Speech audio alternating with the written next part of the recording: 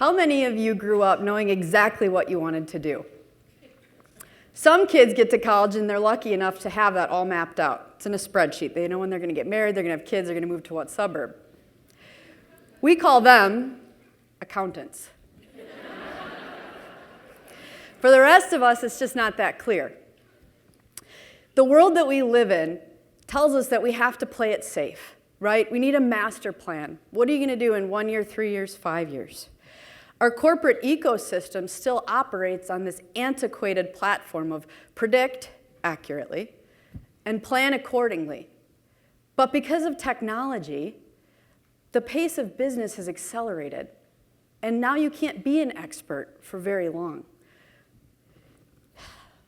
We place a premium on education, designations, and being able to prove that you've done it before we give you an opportunity, right? How many times have you heard, well, we hire for potential, but I'd like to see the portfolio of all the examples where you've done exactly what we're looking to hire you for? My experience has been quite the opposite. I had a very unconventional career path. I've had 3 different jobs in 3 unrelated industries, and I've been pretty successful, or so they tell me, and they told me to say it today. I've learned that being an agile leader is a concept where you prepare yourself for the unpredictable. You can't always know what comes your way, and you can't always have the answers. So how do you do it? How do you prepare for the disruptions that you know life will give you? Now bear with me, I promised I wasn't going to give a nerdy talk, but there's some definitions we have to cover. Agile leadership is a style of leadership that's entrepreneurial. The old school predict and plan relied on people to be able to dictate and lead, right? If you could predict what was going to happen, you knew how to boss people around. But in this new environment, you need to be able to act agilely with mental agility. So I've learned that you need 3 things, 3 components in agile leadership. 1, you need an iterative process. 2, you need to build a tribe of resources. And 3, you need to get uncomfortable daily. Push yourself outside your comfort zone. So what is an iterative process? Besides being really fun to say, I've learned that an iterative process, for me, has 6 components, and then we're done with the math. 1, in any environment, in any business, in any industry, create a problem statement. Build a hypothesis, set out to prove your hypothesis, disprove your hypothesis sometimes. 4, architect a solution. And 5, reach out to that tribe of resources anytime you have questions, need help, introductions, outsource knowledge. And when it's all said and done, step back, reflect on how it went, refine, could you have done it better? Did you do it well? How do you keep doing it? And repeat. So what's a tribe of resources? A tribe of resources are a group of people that you have in your pocket at any given time, not literally. But they're people you meet. Starts when you're little, on a playground, when you go to school, the people that you're sitting next to, if you've had a chance to talk to them. You never know when you're going to meet somebody. Essentially, you meet them and you say, wow, you are super cool. I think I can learn something from you. I might even be able to teach you something. I want you in my tribe. And the really important component of this piece is that you help them. You're loyal to them, you protect them, you push them, you challenge them, and you help them daily. My absolute favorite one to hate but love, because this is a talk that I'm giving and I'm telling you that it's important to do these things, is pushing yourself outside your comfort zone. Now I'm going to give you a hypothetical example of this one because I'm sure you're all familiar with your own comfort zone and pushing yourself outside it. But let's pretend for a minute that you're helping a group of really smart students put together a TEDx. And you're helping them with some sponsorship grid and some introductions and things, and then one of them approaches you and says, would you consider talking? No, I thought we're doing like a corporate advisory thing. Like I thought we had some. And then all of a sudden, everything inside your body like contracts, and you're just like, that sounds terrible. I mean, you speak in your industry all the time. You're always presenting on economics and things like that. And I mean, you don't know what that's like, but a TEDx, that's crazy. And then somewhere inside you, all of a sudden you hear this weird voice, and it's like, I would love the opportunity to give back to my community. And you're like, whoa, who just said that? And pretty soon you're on stage giving a talk. But that's okay, because as terrified as you are, You go back to your process and you ask your tribe, and they're all like, yeah, you should totally do it. And I'm like, I can't believe they're in my tribe. And then you're giving a talk. But the bottom line is you stand in front of individuals every day, right? Leadership is about leading within yourself. And so, you have a process, you have your tribe, you push yourself outside your boundaries, but does it really work? Like, what's the point? I have learned that if you have all of these things, if you do these things, if you're intentional about your approach, what you approach becomes far less important than how you approach it, because that's the key. If you're confident in how you'll approach something, even though you don't know the answers, you've never done it before, then it doesn't matter whether or not you've done it before, right? Unless you're looking for a cardiac surgeon. There are some exceptions to this process. So the nerdy part's over. Thanks for bearing with me, and I appreciate the laughs. The next part is my personal story, right? So in theory, it sounds great. In execution, is it possible? My story starts when I was 4. I used to play adult all of the time. I was a very strange child, few friends. And I read like crazy, and I fell in love with this idea of being an attorney. I would line my dolls up in the courtroom, and I was constantly, winning everything, I think. And pretty soon, that wasn't enough, and so then I made partner in my mind by 30, because I thought at 4, 26 years is possible. And that wasn't enough, so then I thought politics, because I was experiencing that with my parents and discipline, so I thought I had what it took. Pretty soon, I was every day just imagining that I was changing the world. And my dolls were never, ever, ever bored. They were never bored. My sister, she hated playing with me, but my dolls, they were voters, so it really counted. So fast forward, right? 4 years old, you've got a plan. Adults would ask me all the time, like, what do you want to be? You want to be a ballerina? You want to be a princess? I'd be like, whoa. I don't think so. I feel better for these adults. Like, I have a very specific career plan. I want to be an attorney. I want to be a partner by 30. I want to be a 2-term governor, and then I'm going to end up in the Oval Office. And they would look at me, and mostly out of concern for my parents, and pat me on the head, which only fueled the fire for me, like my commitment to my plan. I knew what I was going to do. 5, 6, 7, 8, move forward. Senior year in college, when the inevitable disruption occurs, and for me it was a car accident. On March 28, 2004, I was involved in a car accident. I lost my entire left eyelid and my vision in my left eye, and a handful of other injuries that have become greater as the story goes on. I had no idea how long it would be for me to get back on my feet. The doctors didn't know how long it would take to reconstruct my eyelid, which was the point of most of the surgeries. And in order for me to stay on my mom's health insurance, I had to stay a full-time college student. As many of you imagine, being in school for longer than you have to without a point other than surgery, which an eyelid is important, so I suppose that's a different point, it is exhausting.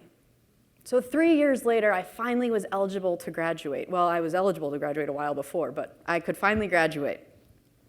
And I was sitting there, I'm pretty sure I sprinted across the stage to get my fake diploma, because they mail it. It was a very disappointing experience. And at the party, when I'm talking to everybody, and I'm so excited, right? I finally have my diploma, I'm excited. Except I was exhausted. I didn't know what I wanted to do next. Law school wasn't even on my radar anymore, because after 7 years of full-time work, full-time school, and then 3 of the last 7 years were full-time work, full-time school, full-time surgery, I didn't want to go to law school. If somebody gave me a homework assignment, I was going to throw the book at them. Like, I was done. So they asked me, what do you want to do? What do you want to be? And I thought, I just really have no idea. Or my favorite, what are you going to do with your liberal arts degree?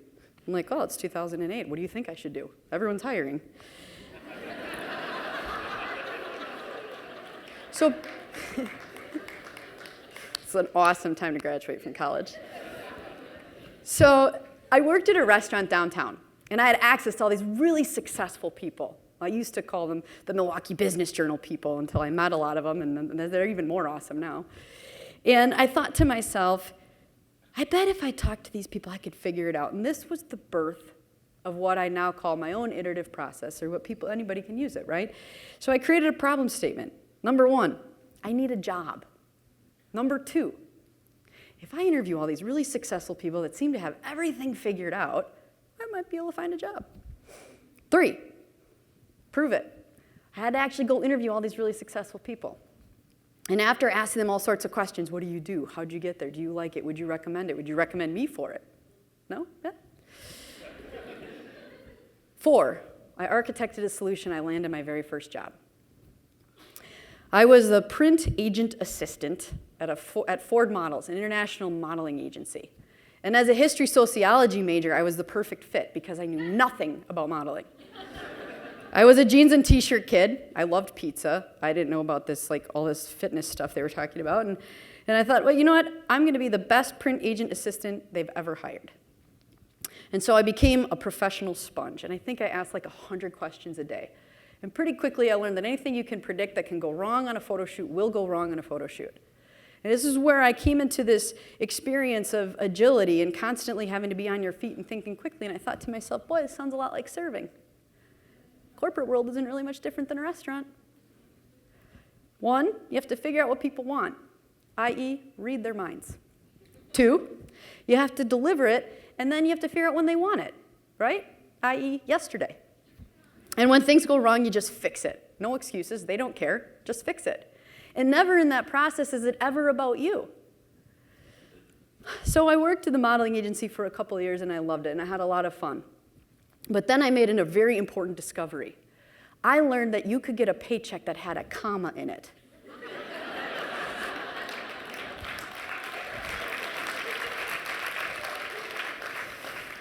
And I was very excited about this. Punctuation had never been so important.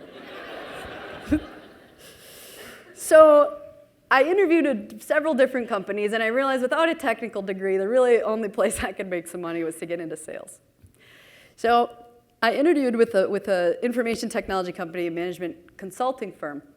And they asked me a handful of questions, and I didn't have a business background. I obviously wasn't a programmer. I didn't have any experience in software. But I said, you know, I worked full-time going through all these surgeries. I didn't know anything about modeling. I increased revenue there during the middle of a credit crisis. I'll figure it out. So they took a chance on me, and they hired me. Day 1, I'm super excited. Sitting in a conference room, in walks this guy. He's got a magic marker and a whiteboard, and I went through this very extensive full day of training to become an expert in this field. So he writes everything out. This is how software started, blah, blah, blah. And I'm like, oh, okay, got it. Ushers me to my cube. Now I have a phone, I have a laptop, and I have 600 companies to call, cold call, and a lofty sales goal. So a couple weeks go by, and I'm calling people with this script, and I have no idea what I'm talking about. Nobody's answering. Voicemails are even more awkward. I just had no idea what was going on. And then if a person did answer, they'd ask me a question. I was like, Google quickly. We should get together in person and talk about this. It was awful. I felt so stupid and so clueless. And then pretty soon I thought to myself, why aren't you using your own process? Why don't you use the same tools that you used to get your first job, to become really good at your first job, in your second job? And then I called all my former clients from the modeling agency, and I said, you know, I really miss working with you because I knew what I was doing, and in this new job, I don't really know what I'm doing. So would you mind introducing me to somebody in your IT department? Because I'd like to learn how technology drives your business function. I know how your business works, and I know how, you know, I understand the brand and stuff, so let's make that happen. And they did. And pretty soon, I could ditch all this cold calling nonsense, which is incredibly character building, but at very high cost. And I was getting meetings, and I was getting opportunities, and I learned the business. And soon I reapproached that 600 list full of companies, and I became the top salesperson within 2 years. I built the largest territory because I asked so many questions. I went back to my process. I realized that a tribe of resources weren't just friends to hang out with. This was a group that you could really cultivate and also help and give back. So I was excited. I had a comma in my paycheck. Starting to think about maybe adding a comma, but that was years away. And I'm at the top of my game at 28 years old. Pretty soon I'm at a business event, and I run into a woman. She works at an investment firm. And she asked me what I did for a living. I asked her how much she loved technology. Her eyes glazed over, so I said, I help people get things that they don't have. And she said, oh, well, what are your career plans? And I thought to myself, well, I haven't really thought about it since I was 4. And she said, what do you want to do with your life? And I didn't know her very well, so I didn't mention the words world domination quite yet. But she got me thinking, and so she asked me to come over to her office and have a cup of coffee. So I went to her office. I've always been an opportunity enthusiast, and pretty soon it was clear that she was looking to hire a junior partner to her practice, to be her eventual successor out of a 10-year-plus plan. And I thought, wow, in this moment in time, everything I've worked so hard is validated. I haven't known what I was going to do. Things have come to me, and I've worked incredibly hard. I've used this process. I've asked for help. And now this person, because this is like high finance, right? This person is asking me to take this jump and take this risk. And I left her office thinking, oh, but God, you have to be a financial advisor. That sounds awful. Technology, that's really cool. But the more I thought about it, the more that I learned about this job. 7 months I did my due diligence in learning what this opportunity would entail. I thought, if you use the same process that got you your first job, that made you better at your job, your second job, etc., why couldn't you learn finance? And then this intriguing piece, too, that maybe you could give the industry a little facelift. So I took the job, and it was very difficult. As I packed up my office from new resources and all the spreadsheets of you're killing it, put them away, because I wasn't going to see that for a long time. And I thought to myself, are you making the right decision? Are you really going to be able to do this? Before fear could run wild and the insecurities could control me, I built a transition plan. My problem statement was I didn't know a lot about investments. My due diligence or my build the hypothesis interview everybody I could get my hands on. For the first 2 years, I conducted 3,000 discovery meetings. I met with subject matter experts. I met with individuals, asked them what they loved about their advisor, if they didn't like their relationship. Did they need an advisor by chance?